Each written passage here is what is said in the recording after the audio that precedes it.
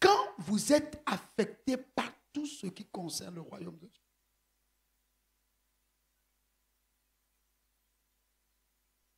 vous engagez Dieu dans vos affaires. Est-ce que vous écoutez ce que je dis? Lorsque vous êtes affecté par les choses qui concernent le royaume de Dieu, vous engagez Dieu dans vos affaires. Dieu prend position pour vous parce que vous êtes affecté par les choses qui concernent son royaume. Il y a des portes que Dieu peut fermer à tout le monde, mais qui ne peut fermer à toi. Tout simplement parce que tu es affecté par son royaume.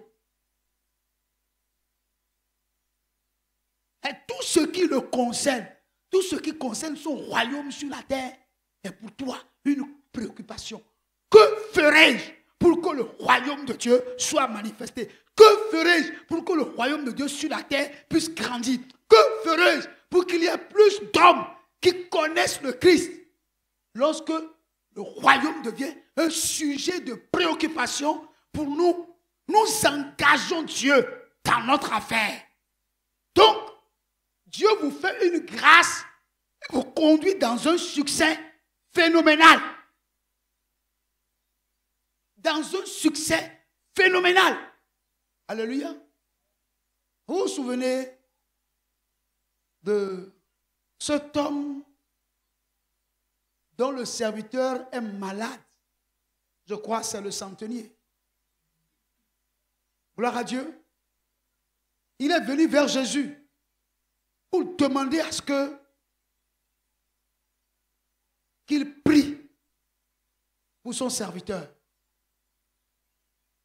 N'est-ce pas?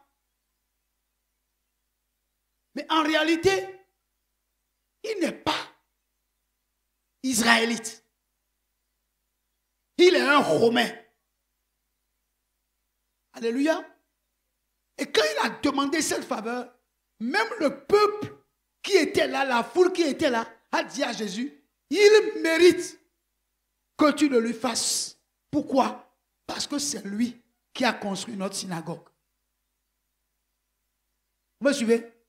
C'est un païen. Je vais aller plus loin.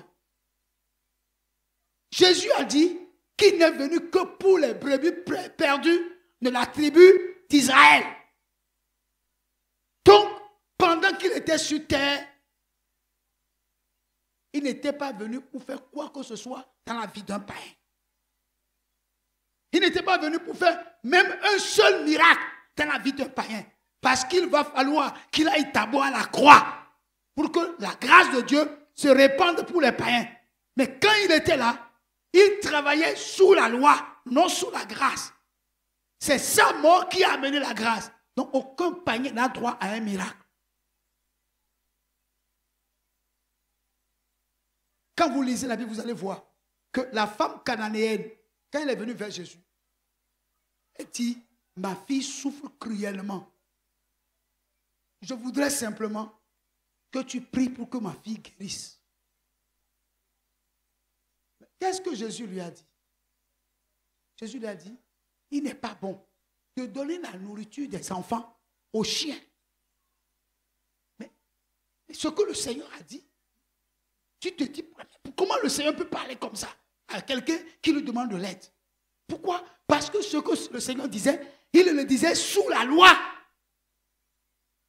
Sous la loi, un païen n'a pas le droit de citer en Israël. Elle ne peut pas avoir droit à la nourriture des enfants d'Israël. Elle est une chienne. Et le problème, elle a fait mal sa prière. Elle a dit, Jésus, fils de David.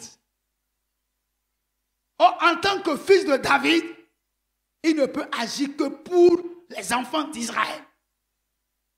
Mais vous allez ailleurs, Bartimée a fait la même prière. Jésus, fils de David, aie pitié de moi. Et Jésus s'arrêta. Il dit, amenez-le. Et il lui demanda, demande-moi ce que tu veux. Mais il n'a pas dit ça à la femme cananéenne. Pourquoi? Parce que Bartimée est d'Israël. Mais la femme cananéenne, elle est païenne. Mais la femme a fait la même prière que Bartimée. Pour Bartimée, Jésus n'a pas polémiqué. Mais pour la femme, il y a eu des problèmes. Elle a dit au Seigneur, j'accepte ma condition de chien. Mais n'oublie pas que les petits chiens restent sous la table et mangent les miettes qui tombent de la table. Je ne veux pas ce que les enfants mangent, mais ce que les enfants mangent, mais qui tombe sous la pied, qui tombe par terre, permet que le chien puisse manger ça. Jésus a dit, ta foi est grande. Va, ta foi t'a exaucé. Et l'enfant fut guéri. Gloire à Dieu. Vous savez ce que ça veut dire? Pour elle, c'est la grâce. La grâce vous amène à bénéficier de quelque chose que vous ne méritez pas. Il y a des choses que Dieu fait dans notre vie, non pas parce que nous avons été fidèles dans la dîme et les offrandes, mais parce qu'il a vu en nous non seulement la pratique de la justice, mais notre dévouement pour le royaume ouvre une porte auquel nous ne nous attendons pas. Quelqu'un que tu ne connais pas viendra s'ouvrir à toi et te donnera tout ce que tu n'as même pas demandé.